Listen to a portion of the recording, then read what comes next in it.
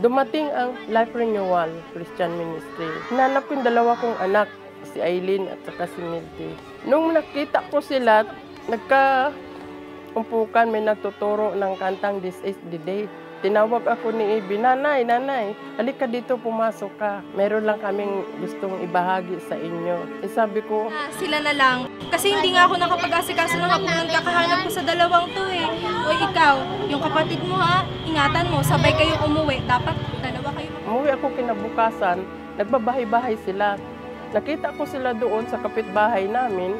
Sabi ko, dito kayo sa bahay, halik kayo. Nung niyaya ko sila sa bahay, tuwang-tuwa ako. At nung oras na yon, tinutukan talaga ako na ipaliwanag sa akin yung John 3:16. Sabi ko, ano yon?